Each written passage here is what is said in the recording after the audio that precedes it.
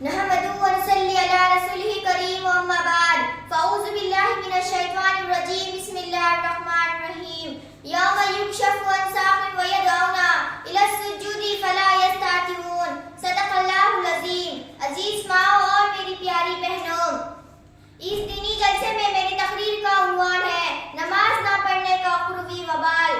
میری پیاری بہنوں، اللہ تعالیٰ کے حقوق میں توحید کے بعد سب سے بڑا حق اللہ تعالیٰ کا ہم سب مسلمانوں پر نماز ہے۔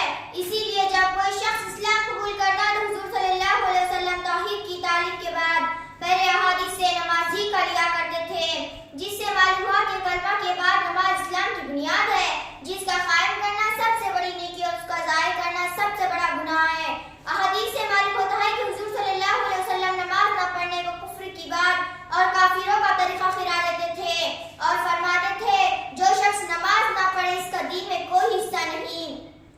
میری پیاری ماں اور بہنوں، اللہ اور اس کے رسول کی نظر میں نماز نہ پڑھنا سب سے بڑا جرم ہے۔ اسی لیے قرآن و حدیث میں اس پر بڑی سخت دنیاوی اور اخروی وبالوں کا ذکر آیا ہے۔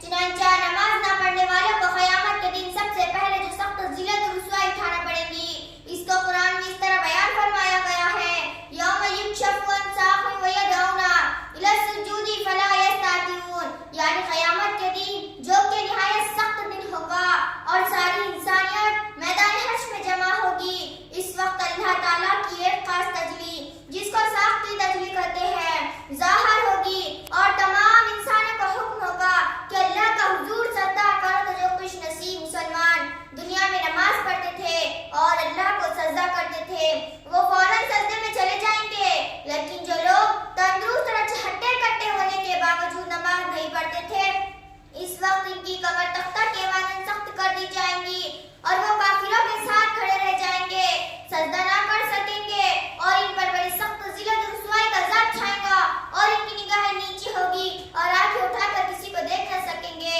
اللہ تعالیٰ اس رسوائی سے ہم سب کی حفاظت فرمائے، آمین۔ میری پیاری ماں اور بہنوں، یہ ذلت و رسوائی کا عذاب بے نمازیوں کو سر محشر ساری دنیا کے سامنے اٹھانا پڑے گا اور یہ عذاب دوزخ کے اصل عذاب سے پہلے ہوگا، جبکہ دوزخ کا عذاب اس سے بھی سخت ہوگا۔